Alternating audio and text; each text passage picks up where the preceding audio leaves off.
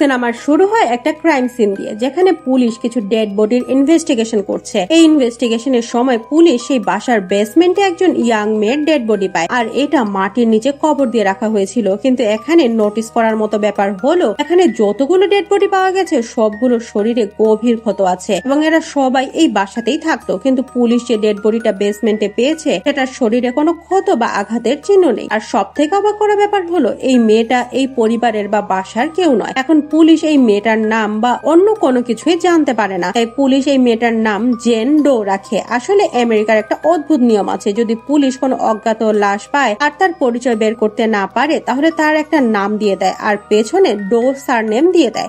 এখন police gen do এর death কেন হয়েছে সেটা জানার জন্য তার লাশ অটোপসির জন্য পাঠিয়ে দেয়। অ্যানাদার সাইডে আমরা অস্টিন নামের একজন ছেলে ও তার বাবাকে দেখি, আর এরা দুজন মিলে একটা পুড়ে যাওয়া ডেড বডির অটোপসি বা পোস্টমর্টম করছিল। আসলে এটা অস্টিন ও তার বাবার প্রফেশন। তাদের পরিবারের সবাই অনেক বছর ধরেই কাজ করে আসছে, তাই এরা তাদের বাসার বেসমেন্টকে অটোপসি রুম বানিয়ে ফেলেছে। পরের সিনে আমরা দেখি অস্টিনের ফ্রেন্ড তার সাথে দেখা করতে এসেছে। আসলে এরা দুজন এখন সিনেমা দেখার প্ল্যান করছিল, কিন্তু যাওয়ার আগে অস্টিনের ফ্রেন্ড একটা ডেড বডি দেখার জিদ করে, কিন্তু অস্টিন এতে রাজি হয় না। এখন পেছন থেকে অস্টিনের বাবা এসে বলে, তুমি মর্গের যে কোনো একটা ডেড বডি দেখতে পারো। এখন অস্টিনের ফ্রেন্ড যে ডেড বডিটাকে চুজ করে, আমরা দেখি সেই ডেড বডিটার পায়ে একটা ছোট বেল বাঁধা আছে। এটা দেখে অস্টিনের ফ্রেন্ড এদের এই বেলের ব্যাপারে জিজ্ঞেস করে। উত্তরে অস্টিনের বাবা হেসে বলে, আগে মানুষ বুঝতে পারতো না কোনো মানুষ মারা গেছে কিনা, কারণ অনেক সময় কোনো মানুষ মারা না গিয়ে কোমায় চলে যায়, কিন্তু প্রায় সময় তাদের জ্ঞান ফিরে আসতো। তাই এই মানুষটা মারা গেছে কিনা এটা জানার জন্য তারা মৃত মানুষের পায়ে এরকম বেল বেঁধে দিত। আর এভাবে যদি কোনো কোমায় চলে যাওয়া মানুষ সামান্যতম নড়াচড়া করে তাহলে তারা বুঝতে পারবে এই মানুষটা আসলে মারা যায়নি। আর এই প্রথা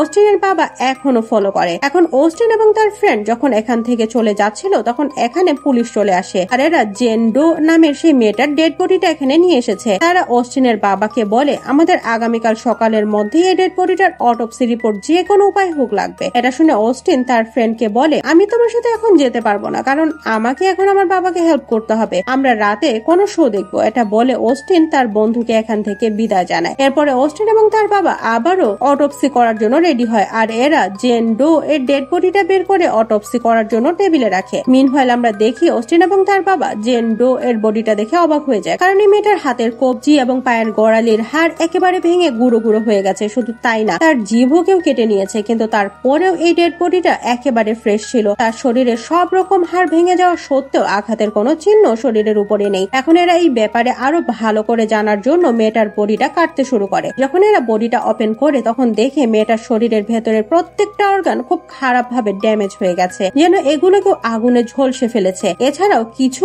এমন ইন্টারনাল পার্টস আছে যেগুলোতে অনেক কাট এবং পুড়ে যাওয়ার চিহ্ন আছে। এসব দেখে এরা অবাক হয়ে যায়, কারণ শরীরের উপরে কোনো আঘাতের চিহ্ন না দিয়ে শরীরের ভেতরে কেমন করে এত বড় ইনজুরি হলো এরা এটা কিছুতেই বুঝতে পারে না। এই মেয়েটার শরীরের ইন্টারনাল পার্ট এতটাই ড্যামেজ কিভাবে হয়েছে এরা বুঝতে পারে না। জেন ডো এর ডেড বডিটা দেখে মনে হচ্ছে তার মৃত্যু খুব রিসেন্টলি হয়েছে, কিন্তু তখন অস্টিনের বাবা লক্ষ্য করে ডেড বডিটার চোখ অনেক ঝাপসা হয়ে গেছে, তার মানে এই মেয়েটা অনেক আগে মারা গেছে। আফটার দ্যাট এক্সামিন করার সময় অস্টিনের বাবা জেন ডো এর পেটের ভেতর থেকে একটা গাছের অংশ পায়, যার মাধ্যমে যে কোনো মানুষের শরীর প্যারালাইসিস করে দেওয়া যায়। আর তখন অস্টিনের বাবা হোল রুম থেকে একটা শব্দ শুনতে পায়, আর অস্টিনের বাবা যখন সেই শব্দটা ফলো করে হলে আসে তখন সে এখানে তাদের বিড়ালটাকে মৃত অবস্থায় দেখতে পায়। এটা দেখে অস্টিনের বাবা অনেক আপসেট হয়ে যায়, কারণ এই বিড়ালটা তার ওয়াইফের শেষ চিহ্ন ছিল। অস্টিন বারবার তার বাবাকে একটাই কথা বলছিল, বাবা এই মেয়েটার অটোপসি আজকে আমরা এখানেই বন্ধ করে দেই, আমরা এটা কালকে শেষ করব। কিন্তু অস্টিনের বাবা তার কোনো কথাই শুনে না, আর সে জেন ডো এর অটোপসি আবারও করতে শুরু করে। অটোপসির এক পর্যায়ে এরা মেয়েটার পেটের ভেতর থেকে একটা কাপড়ের টুকরো পায়, আর এটার ভেতরে সেই মেয়েটার একটা দাঁত ছিল। এটা দেখে এরা দুজন কনফিউজড হয়ে যায়, কারণ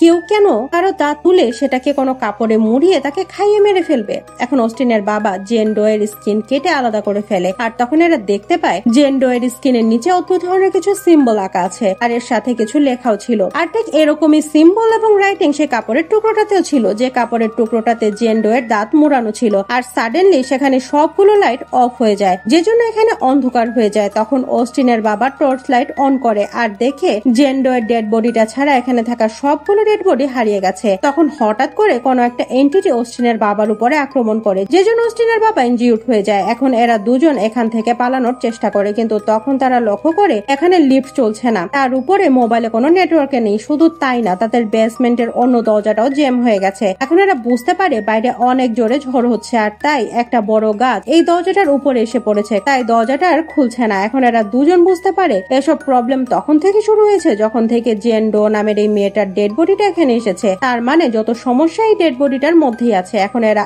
আবারও অটোপসি রুমে ফিরে এসে জেন ডো এর ডেড বডিতে আগুন লাগিয়ে দেয়, যাতে করে যত সমস্যা তৈরি হয়েছে সেগুলো শেষ হয়ে যায়। কিন্তু এখানে ব্যাপারটা সম্পূর্ণ উল্টো হয়ে যায়। জেন ডো নামের এই মেয়েটার ডেড বডিটা থেকে আগুন স্প্রেড হয়ে সম্পূর্ণ ঘরে ছড়িয়ে যায়, যে জন্য সম্পূর্ণ ঘর দাউ দাউ করে জ্বলতে শুরু করে। তখন অস্টিন দ্রুত ফায়ার এক্সটিংগুইশার দিয়ে জেন ডো এর শরীরে লেগে থাকা আগুন নেভাতে শুরু করে। কিন্তু যখন আগুন নিভে যায় তখন এরা লক্ষ্য করে মেয়েটার ডেড বডিটা একেবারে অক্ষত আছে, যেন কিছুই হয়নি। তার মানে আগুনের জন্য এই ডেড বডিটা পুড়ে যাওয়া বা ক্ষত কোনো কিছুই হয়নি। আর এটা দেখে এরা ভয় পেয়ে যায়। তখন অস্টিনের বাবা হঠাৎ করে লিফট অন হওয়ার শব্দ শুনতে পায়, তাই এরা দুজন দ্রুত সেই লিফটের দিকে ছুটে যায়। কিন্তু লিফটের দরজাটা সম্পূর্ণভাবে জ্যাম হয়ে গেছে আর এটা কোনোভাবেই আটকাচ্ছে না। মিনহোয়াইল এরা সেই বেল বাজার শব্দ শুনতে পায়, যেটা কোনো ডেড বডির পায়ে বেঁধে রাখা হতো। এখন এই বেলের শব্দ শুনে অস্টিনের বাবা অনেক ভয় পেয়ে যায়। এই শব্দ শুনে অস্টিনের বাবা আন্দাজ করে একটা কুড়াল সেই শব্দ লক্ষ্য করে ছুড়ে দেয়, আর এর ফলে বেলের শব্দ বন্ধ হয়ে যায়। কিন্তু অস্টিন যখন চেক করার জন্য যায় তখন দেখে তার ফ্রেন্ডের ডেড বডি সেখানে পড়ে আছে। আসলে বেলের শব্দ শুনে অস্টিনের বাবা যখন কুড়ালটা লিফটের দিকে ছুড়ে দেয় তখন সেই কুড়ালটা অস্টিনের ফ্রেন্ডের গায়ে গিয়ে লাগে, এর ফলে সে সেখানেই মারা যায়। আপনাদের হয়তো মনে আছে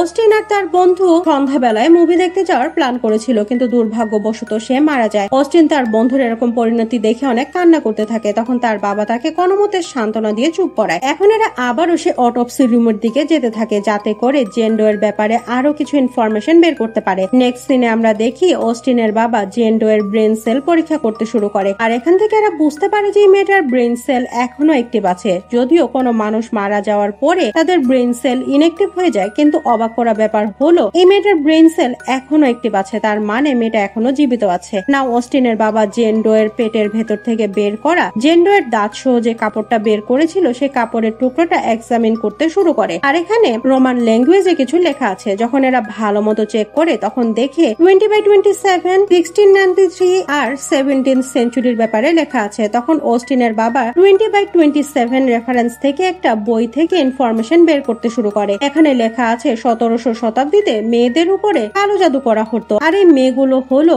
উইচ, এজন্য তাদের উপরে ভয়ানক অত্যাচার করা হতো। আর এই প্রসেসে যতগুলো মেয়ে মারা গেছে তারা কেউই উইচ ছিল না। আসলে এরা সবাই খুব সাধারণ এবং নিরপরাধ মেয়ে ছিল। এসব পরে অস্টিনের বাবা বুঝতে পারে জেন ডো এর মৃত্যু রিসেন্টলি হয়নি, বরং 17th সেঞ্চুরিতে হয়েছে, আর তখন থেকে এখন পর্যন্ত তার ব্রেন সেল অ্যাক্টিভ আছে। সেজন্যই তার ডেড বডি এখনো আগের মতোই তাজা আছে। এছাড়াও অস্টিনের বাবার মনে হচ্ছিল জেন ডো এর সাথে যা যা হয়েছে এখন সবকিছুই তাদের উপরে করতে আসছে। আসলে সেও তাদের সেই যন্ত্রণা দিতে চায় যেটা সে ভোগ করেছে, আর এরা যে এই মেয়েটার ডেড বডিটার অটোপসি করেছে অর্থাৎ কাটাকুটি করেছে তার প্রত্যেকটা পেইন জেন ডো ফিল করেছে, আর সে চাইছে এই প্রত্যেকটা পেইন যাতে অস্টিন এবং তার বাবা ফিল করে। তাই সে এদের উপরে প্রতিশোধ নেওয়ার জন্য এসব কিছু করেছে। এখন সবগুলো ব্যাপার বুঝে যাওয়ার পরে অস্টিনের বাবা জেন ডো এর ডেড বডির কাছে গিয়ে বলে, প্লিজ তুমি আমাদের ক্ষমা করে দাও, তুমি তোমার প্রতিশোধ আমার উপরে নাও আর আমার ছেলেকে এখান থেকে যেতে দাও। এটা বলার সাথে সাথে অস্টিনের বাবার হাত এবং পা ভেঙে যেতে শুরু করে। শুধু তাই না, তার শরীরের ইন্টারনাল পার্ট গুলো জ্বলতে শুরু করে, ঠিক তেমন ভাবেই পুড়ে যাচ্ছিল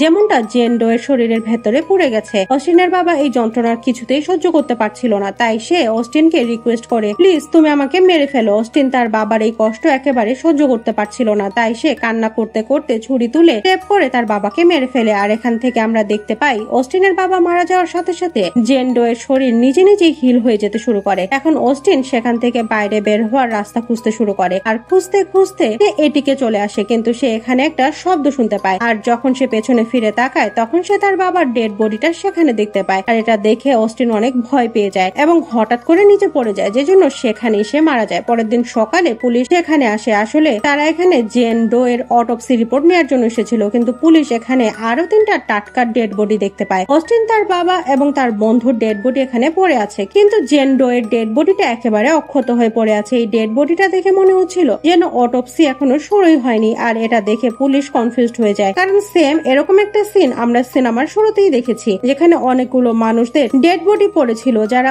অনেকে আহত ছিল, কিন্তু জেন ডো এর ডেড বডিটা একেবারে অক্ষত ছিল। পুলিশ আবারও জেন ডো এর ডেড বডিটা অটোপসির জন্য অন্য একটা জায়গায় পাঠিয়ে দেয়, কিন্তু যখন অ্যাম্বুলেন্সে করে তার ডেড বডিটা নিয়ে যাওয়া হচ্ছিল তখন হঠাৎ করে জেন ফ্রেন্ডও তার পায়ের আঙ্গুল নাড়ায়। আর এরই সাথে সিনেমাটা এখানেই শেষ হয়ে যায়।